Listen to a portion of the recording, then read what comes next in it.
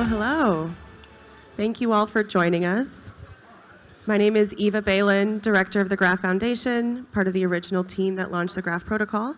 And I'm super excited to have such a stellar panel here to talk about one of the hottest trends in crypto and in tech right now, which is obviously AI, and more specifically, the intersection of crypto and AI.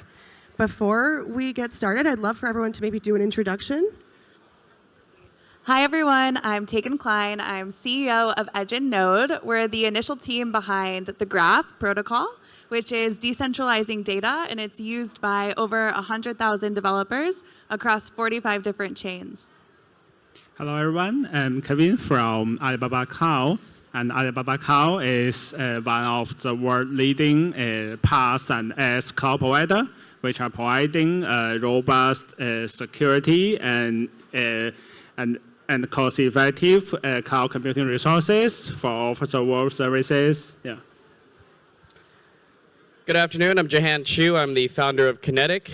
Kinetic Capital is the first institutional blockchain VC in Hong Kong, and we've invested in over 275 projects, all in Web3, over the last 8 years or so.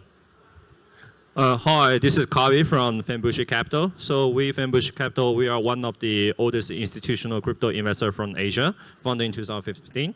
And for the past 9 years, we have invested around 300, 400 portfolios in crypto only in total. Thank you, everyone. Amazing. As you can tell, this really is a stellar panel. Diving right in, we want to start covering decentralized AI. And more specifically, as you might know, Imad, the CEO of Stability AI, recently left Stability AI due to his belief that there is too much of a concentration of power in AI and wanting to move on to decentralize AI. So I'd love to start off with hearing your perspective on what does decentralizing AI really mean, and how should we really interpret that? So maybe getting to know what is decentralized AI, we may have some idea about how is centralized AI. From my understanding, maybe the AI module is trained or developed by just a few domains or just a few organizations. That means that it's only centralized by just some organizations. So for the decentralized AI, that means that will be a wider range of the independent developers, maybe some institutions and organizations, maybe more different users to have the contribute to train this module. Yeah. Decentralized AI is really kind of a means to censorship resistance. And what that means is just giving you the power and the control. So what that looks like is training the AI with graph data that is decentralized. And then the indexers on the graph network can serve any model that they choose, and thus you can run any model that you would like. So that could look like anything, any sort of model that you would like to run. You have the control to do that. Yeah, that's a great point, Tegan. So maybe just diving into that, we both work on the Graph Protocol, which indexes all the historical data across blockchains. So a lot of what we've been thinking about is decentralizing AI involves our network and our network node operators actually running models. And that's a great way that crypto can actually help decentralize AI. But curious, Jahan, Kobe, what are your perspectives on how crypto maybe could help decentralize AI, or what do those use cases look like? Yeah. We've had a little bit of experience in this space. We are investors in Render, our early investors in Render Protocol, which is decentralized compute, GPU resources. We're also investors in WorldCoin, which I think WorldCoin is a pretty interesting proposition for how to, quote unquote, not necessarily decentralize AI, but how to use crypto and blockchain in a way to maybe counterbalance or maybe provide almost like a check and balance on how AI develops as a centralized kind of movement. So WorldCoin itself is just a way of having a biometric type of identity, which Sam Altman is the co-founder. And it's interesting that Sam Altman kind of created the problem in a way with OpenAI, the ability to kind of create content at will without really understanding who made it or how it was made or what went into it. And at the same time creating WorldCoin, which is a biometric identity to be able to sign to cryptographically sign the creation or any type of content, that kind of proof of humanity. So I think this is one way you can kind of blockchainify or decentralize AI by having different types of identity and signatures attached to how we think about not just content, but any type of digital transaction going forward. So I think that you're going to always need this kind of push and pull as AI starts to develop. Okay, so from my standpoint, so I will answer this question in two angles. So for decentralized AI, there exists a demand side and for the supply side. So for the supply side, so it basically covers all the developing cycle of the whole AI stuff. So in the central AI, in open AI, most of those development, future development decisions are made by those C-level people. But in the cryptos, people can have DAOs using DAO governance. Everyone can participate in what we should do in the next. What's the best benefit for all our groups? So that's one thing. The second thing on the supply side is the So for the demand side, I think the data is the one thing. So because right now, when people using ChatGPT, if you are here in Hong Kong or in mainland China, you can hardly use them because the governments block it. And the reason behind it is super obvious that the government don't want your data to be controlled by the U.S. entities, and also essentially there is no transparency in the model we are using right there. So the blockchain, for example, those decentralized data marketplaces, they're using other new technologies such as TK technology, using FHE, MPC. It can ensure, and also the WorldCoin technology that Jihan just mentioned. It can let all this data to be more transparent in the market. The model train is also transparent, so that everyone can use it. And in the end, people will not have the biased questions controlled by the centralized company it gave. Thanks. Yeah. Can I just add to that really quick? Sorry, go ahead, Tegan. Yeah, just really quick, I want to emphasize that point because I think this idea of transparency, and Tegan was talking about anti-censorship, and transparency is such an important aspect of how we think about kind of AI in the future. And I think actually it's blockchain and crypto, the crypto incentives, but blockchain as a baseline for how to register data and how to make data transparent. I think that's actually going to be one of the biggest areas where blockchain can contribute to the development of AI. And I think we're at this weird inflection point where AI is racing very, very far ahead of blockchain and its integration at the moment. And there's a danger that actually a lot of AI becomes too centralized or becomes too kind of opaque without the blockchain layer of transparency and kind of registration, that it becomes imbalanced. So I think it's really important for all the builders out there to start thinking about how to kind of weave the two together so that they can build and kind of evolve and at the same pace. Absolutely. I think they both need each other. But to echo kind of Jihan's and Kobe's point on proof of humanity with WorldCoin, that will become even more important as we move into a world where many actions that are on-chain and off-chain are being taken by AI agents. So it won't be just humans making those actions anymore. And if you look at the graph as an example, there have been over 1 trillion actions taken on-chain, and those are in the form of queries. But if we zoom into the future where you have inference and AI agents, that's many more queries that are happening, but it's not just humans anymore. And so proof of humanity will be crucial in that world. Yeah, all really great points, how basically AI and crypto both need each other. So let's say we do decentralize AI. One thing that when I talk to AI people, their concerns are that the most performant models still require the most GPU or the most compute or the most robust operation. And so in a sense, you could consider that even if there was a network of model operators, there might still be some concentration of power. How do you guys think of that? And are we able to fully decentralize AI if there is sort of that risk that even node operators could become large? I'm afraid it will have some impact on such case because large AI module operators may get more and more data from over the world and from the data injection, from the AI module labeling, from the AI module training, the development. They will get more and more data. And for such cases, they will be more easier to have some more accurate AI module have the result for such case. But for some smaller organization or some entry level, they will have some more cost to maintain the hardware, to have some less data to train the module. Yes, I think for such case, we will have some certain intent for this part. Yeah. So it's definitely true that most of the the biggest large language model, they require most of the GPUs out there, and it's something that right now the decentralized crypto like things cannot help with that. But it's just not the everything about AI. There is also like inference. There is also fine tuning, which require much smaller GPU resources in the market. So for that, I think there are huge opportunities for crypto guys to deploy, get more resources from that side. Because of the cost today, it makes most sense to train the AI models off-chain, but then you can put those models on-chain. And I do think concentration of power is definitely a risk, but as long as things are open and it's open source, I think that that is a comfortable risk. But what we're seeing today is even if the models are open source, the data at which the models were trained on is not open source, and that's why public data on the graph that is decentralized is so crucial in this world of AI.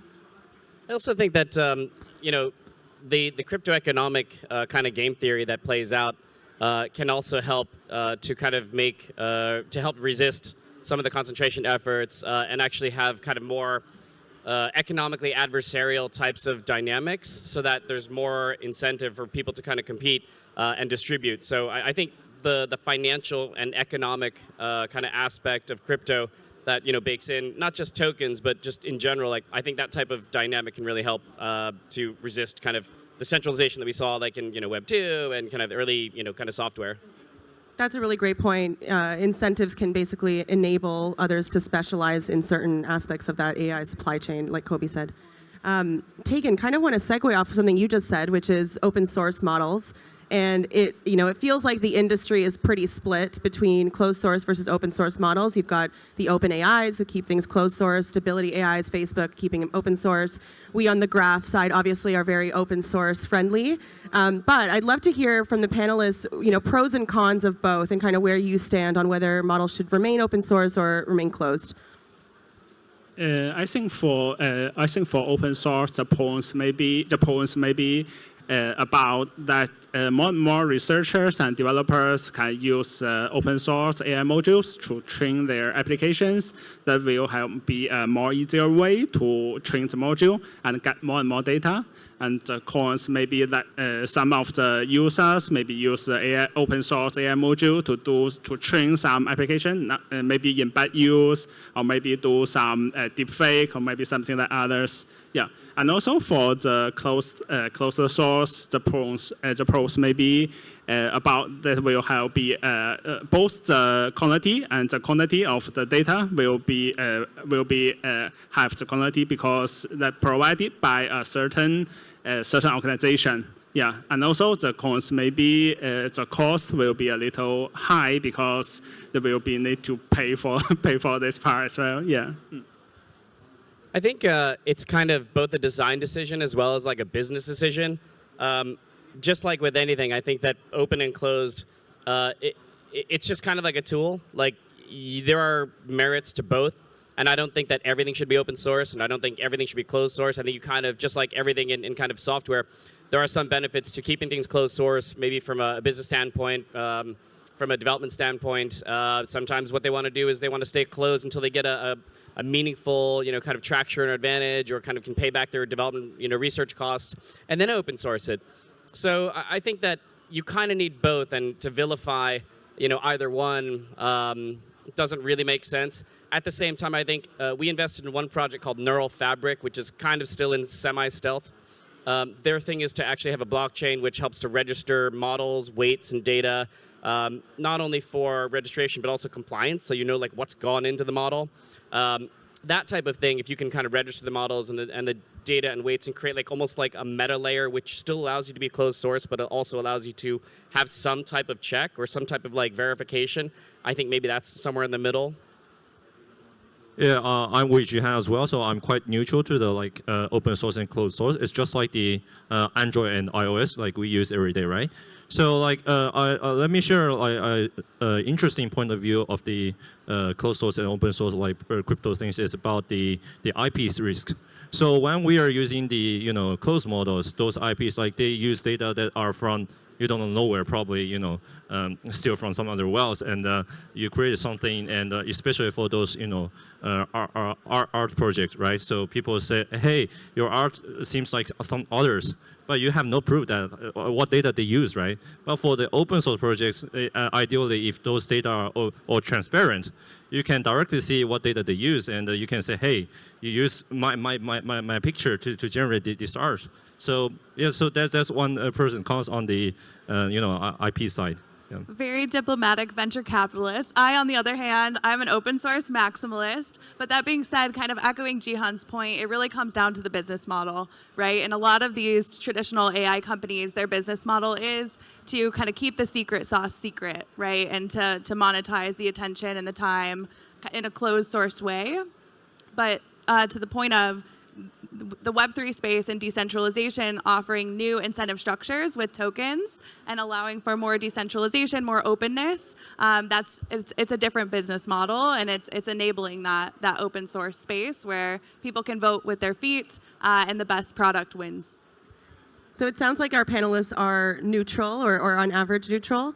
One thing just on this, I'd love to hear, how do you guys think about private data and open source, closed source models? Because, obviously business models around proprietary data are one thing, but when we think about people's personal information, such as health records, that kind of thing, it becomes a lot more dangerous, when there are issues with, people seeing that data and then also being able to train their models on that data. Does anyone here have a perspective on that? I think maybe we can leverage with crypto technology like the DID. DID means decentralized identifiers. That means we can link with the identity with any of the content creator to make it unique, or maybe it can be verified or traced on the chain. And on the other hand, maybe we can linkage with some of the metadata in the blockchain to keep trains with the user content, maybe some video, maybe something like other data to fulfill for the requirement for this site. Yeah. So right now there are a lot of improvement in the whole AI space. People spending lots of time researching on ZK, researching on NPC, using TEE. But some technologies out there, especially ZK ML, this kind of stuff, are still very immature. So when you are looking at these private data solutions in the crypto, it's actually not working right now. At least for the next 1 to 2 years, I think. But everything will get better, and I believe that we're gonna see it one day. I think privacy is kind of a right. It's a very, very important right, and I think one that needs to be kind of preserved, and also one that has a price. I think people pay for privacy. People shouldn't have to pay for privacy, but people should be able to sell their privacy. And again, kind of going back to economic models, I think that if I want to sell my kind of health data for $20, and $20 is a meaningful amount for somebody in in kind of the global south, that's great. So again, it kind of just boils down to having the right tools to be able to create the right incentives and kind of models for everybody. And I think that hopefully AI should be able to accommodate that type of approach for people, how they want to kind of manage the data. I agree, and I think a lot of our data isn't private today, right? It's being bought and sold. It should be private, so I'm excited about ZK solutions, but also I would much rather know if that is happening in the public rather than it privately happening in the background like it is today. These are all great points. So it sounds like we're all really aligned that using crypto incentives is maybe the way to decentralize AI and build AI safety. I'd love to flip the script a little. We've talked about how AI needs crypto, but how does crypto need AI? And what ways can AI actually improve crypto protocols themselves or the crypto user experience?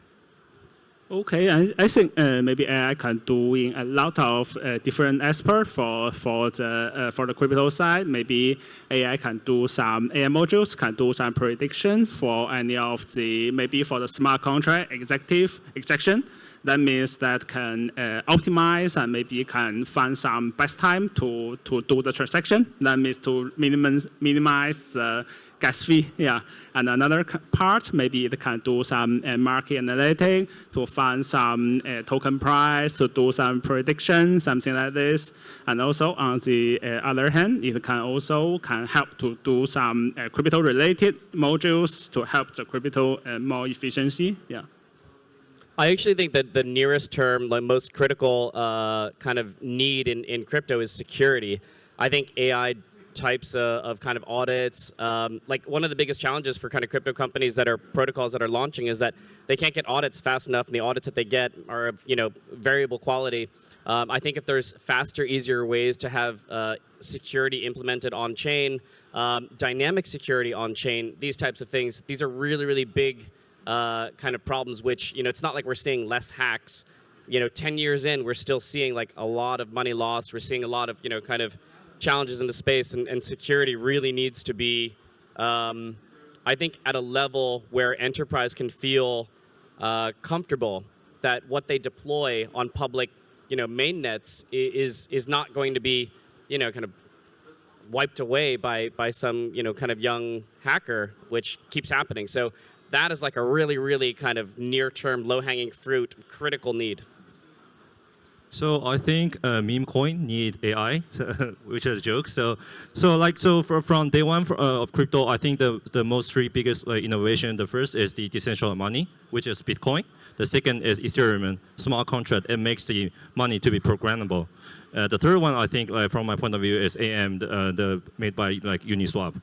So back to my second point. So actually, in the traditional, in Web2, the biggest user case or killer use case right now is programming, using AI to do programming. But so in the Web3, based on the same logic, those assets can be programmable, and those assets can be programmable powered by the AI. So in the future, more and more with the help of AI agent, there are more assets can be created more faster, more safely, and it can be a totally new, different trading worlds in the future. And it can also help to lower the barrier to entry when it comes to the crypto space, the data, the information in the crypto community and ecosystem. You could imagine being able to ask any question in Mandarin or Korean to the data that's on chain and get a response. And so anyone can really interact with that. And Kobe mentioned Uniswap. So you could imagine asking, how much has Vitalik traded on Uniswap in his life in any language across the world, and it will return a response. Maybe really, go ahead. So just speculating here, I think that one of the kind of early, kind of fun narratives that we had in the crypto space was this idea of disposable blockchains and kind of disposable, things are a bit too precious right now. We have this chain, we have that chain, and there's only 20 chains or 30 chains that really matter. But, I don't know who said it, but they were oh, well, eventually blockchains will be like language or like words. They'll be so ubiquitous and so disposable that they'll just be, kind of used once and then kind of thrown away and discarded. And I think that maybe AI could potentially be part of that. This idea that, chains for every, language or every use or every word or every kind of gesture actually kind of come and go, and chains start to become less monolithic and more almost ephemeral. And AI would definitely help, generative AI would help that, blockchain generative AI. So maybe someone should build that. Great idea. I want to tap into something Kevin said, which is, prediction. And so I'm curious from the panelists, if we are to start training models on historical data, for example, like the graphs data or other data sources on blockchains, what are you most interested in seeing as the results of that training? Predictions being one of them, but curious, what other use cases are we seeing that really could change the world once you've trained models on that blockchain data? Yes, because I want to prediction is one of the very important points, and maybe another point is we can have some market analytic.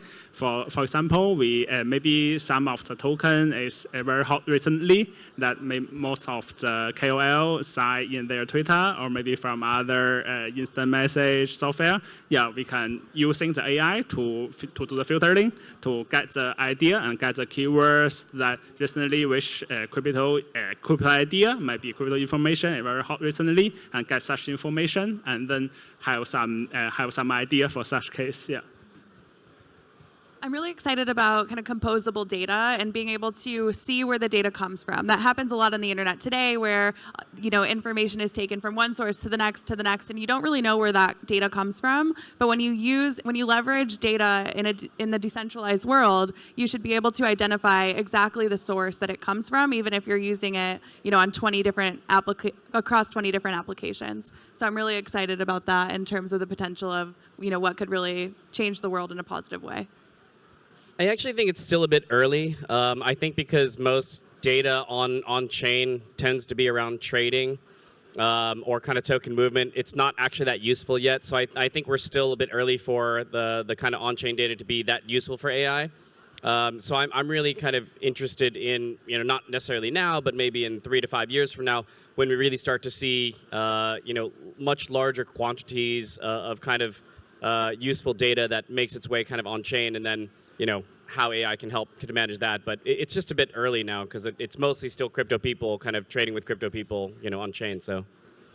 Yeah, so actually it already changed my life a lot because as an investment director, I need to write lots of investment reports about the crypto project, right? So I need to search lots of the data on the line, and because if I use CoinGecko or other CoinMarketCap, I need to type everything and get the data. So what I do right now is actually we have a company, our portfolio company, they have a fine-tuned model for crypto AI.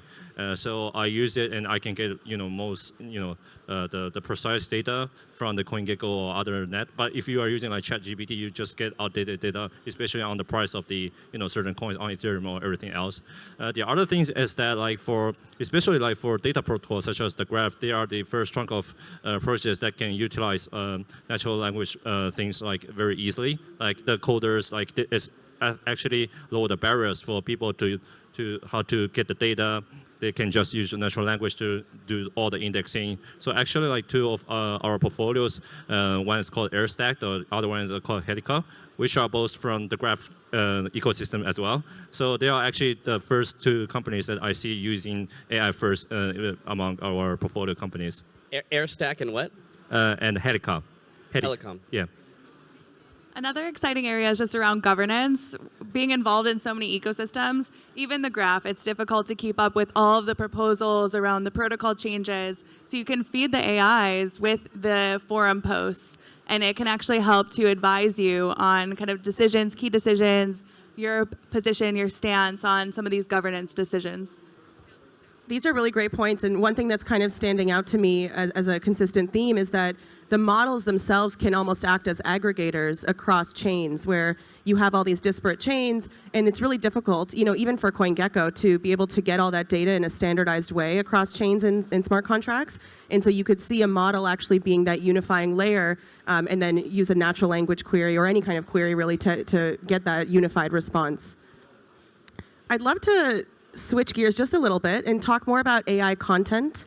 And maybe folks have heard Mark Andreessen of Andreessen Horowitz came out last week and was talking about how deepfake and AI-generated content is already so good and so difficult for us to detect that any monitoring or detection program is just futile, and we will really not be able to know the difference. And so in his mind, the solution is not stopping the deepfaking and monitoring the deepfaking, but actually certifying what content is real and having this sort of attestation type model. And I'm curious what you guys think about that and maybe how crypto can help actually achieve that. I think maybe from crypto side, maybe we call cryptography, maybe some technology like zero trust proofing, like some digital signaging, some hashing. For such case, it is just like maybe IAM solution, we call identity access management solution. Yeah. Also, we can use some key management solution, like we can store, we can keep the access key, security key, and use some token services to secure for this part as well. But for the deepfake side, I think I would suggest the AI operator can have some idea to embed such features in their AI modules. Because the AI operator know for the regulatory and for some compliance, they know in different regions have different standards. They will have this embedded in the AI will be better for this part. Yeah. Yeah, I agree. You won't be able to stop the deepfake, but you will be able to use the blockchain to be able to sign so that you know that the person that is claiming to be who they are actually is who they are. Yeah, of course, we kind of mentioned WorldCoin already, and I think that's a very practical way of thinking about, kind of proof of humanity going into content. But on the other hand, I think maybe we as humans and we as society might actually need to reconsider what we think of as truth and not truth. I think actually the ubiquity of kind of content and even the definitions of content will start to kind of fuse together and become very, fuzzy at the edges. Already, this idea of like truth and not truth is kind of out the window. If you look at, the kind of perspectives of different, news stations or channels or publications, things that are quote unquote provably false from a factual standpoint stand as truth in the minds of like majorities of, kind of demographics and populations. And so what does that mean about how we think about notions of truth? Yes, you can sign something. Yes, you can try and boil it down to, well, this factually happened. But I think at the end of the day, there's just going to be so much content that even if you sign it or don't sign it, the tidal wave of kind of information that comes to like our simian brains is just going to be too much. And we'll just kind of have to deal with things not knowing whether it's quote unquote truth or not. Okay, so on the content level, I think there are lots of solutions out there and the people know what to use in the future. But I think essentially there are also another level of question is how people get in touch with all these applications or decentralized applications. For example, when we are in Web2, when we're using like our Instagram or TikTok, all these contents, like they have their own algorithm to prevent like people stealing content from others, right? But they do that for one thing, they want to have like better user experience in one way. The other thing is that like regulators, they push some pressure on them, they have to do that. Or maybe they put pressure directly to the Apple Store or Google Store so that like those Apple Store and Google Store, they can eliminate those applications, what they can do, what they cannot do. But in the decentralized app world, it's much more difficult right now because there's no good like decentralized app like distribution channels in the market. But like but on the other hand, so for example, like when we are using wallet, some wallets right now, they have already collaborating with lots of like security companies right there. So when you are doing transaction, you will get noticed that it's potentially a phishing or something like that. So maybe in the future, when you are using a decentralized app, you have your wallet signed and you add your plugin, and it will help you to determine this content is fake or not. So I think so more on the like content publishing, this distribution channel, there's much more things can be done other than those cryptographic stuffs. And to Jihan's point on truth, there's actually a Web3 browser being built on the graph right now that's working to solve that, where you can have different communities, be it physical or digital communities, and your opinions on things, and it can actually show you, a percentage of that society or that group that thinks it's true, that agrees that it's true. So you could think of any controversial topic and you could actually see maybe 40% of people think that it's true or 60% of people think that it's not true. Because I think that as we move into this world where we're inundated with so much information and so many different opinions, it'll be crucial. Yeah, these are great points, and it has me thinking that the use case itself is also what matters, because you see a lot of people creating AI art, but you don't see a lot of people buying that AI art. And so it's really, an entertainment thing, but is it going to replace, the entire art market? No one's certain. And so it's going to be interesting to see when do we need to actually verify and attest that something is real versus when is an AI-generated piece of content actually additive to our lives. We have a few minutes left, and I'd love to make it a little spicier. And we're obviously public, but I'd love to hear from everyone, what are your spicy thoughts or hot takes or unconventional ideas around AI and crypto? And something that maybe the audience can take away and start thinking about. I think both the crypto and AI is a very hot topic recent years. I think maybe around 10 years ago, maybe no one know about how is cloud computing doing. So, but after 10 years, most of them, both crypto or maybe some traditional company, are all using the cloud services as their main data center or maybe as the DL data center. Yeah. So I think we can more and more people can have more idea for such technology. We can build some classes, and we can build some technology about how we can learn about the crypto. Yeah. So my point is that most of the AI projects in the markets are memes. So, because right now, to be honest, like most of the projects right there, they are still not ready for the AI technology. They don't have enough time to doing development or doing research, and the market is super hot right now, and they want to issue token in the next 3 or 4 months. So they're just adding AI to their stuff, right? But most of them, they don't have anything. I think maybe two things that haven't really come up in this discussion yet is like hardware and industrialization of AI, so actually AI in the physical world, and how that kind of changes the game. And then the second is the global south, and this idea that, the majority of the world's population actually lives, kind of in the southern hemisphere, and how AI starts to kind of flatten out the the kind of, I don't know if it's like an economic or geographic type of, moat between, kind of the Western world, quote unquote, the Western world, and Eastern world, the moneyed world, and then the kind of less moneyed world. I think that those dynamics and how they play out in AI, and then also in industrialization, will cause a pretty interesting reckoning in terms of how society and commerce and industry develops, and reorienting a lot of like power from the global north to the global south. So a flattening out, I think, of the world has already started to happen because of the internet, but I think it really starts to take hold when you have both automation through AI, which will compound a lot of these effects and actually put them into our physical reality. And then second, the kind of economic side of it. So it'll be really interesting to see how we, who have grown up in the developed world or come from the developed world, have to kind of, again, face the reality of an extremely empowered populations that traditionally have been, both geographically and resource-wise kind of at the edges. We'll have self-sovereign AI just like we have self-sovereign humans. And that might sound a little bit scary, right? Because if you have a centralized AI, you can just shut down the servers if you don't want it to run. But I think in the future, we will have self-sovereign AIs that are unstoppable. And it might sound scary, but I'm a bit more optimistic because I think, as humans evolve and become smarter over time, I think oftentimes they want to make positive change in the world and they want to be good people. And I think AIs are very smart, and I think that they'll want to be good AIs. What if, AI is actually God? So what if you start to have religions which are around this idea of a singularity God, and people follow that because actually that God is pretty benevolent because that AI should, in theory, be a lot smarter than us? I think it's already happening. People are already starting to worship certain models, so totally. My little spicy take is I think that most on-chain interactions over the next several decades will end up being agents and autonomous agents. I think that it's actually a UX challenge right now for humans to be interacting with blockchains, and also a security challenge. And so the more that we can make that infrastructure be more trustworthy and secure, the better. Any final thoughts from our panelists before we head off?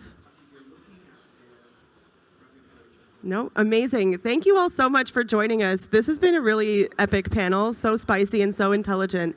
And make sure to follow all these folks online. I'm sure they're on Twitter, Discord, all the fun places. And thank you so much. Hope you have a good day. Thank you. Thank you.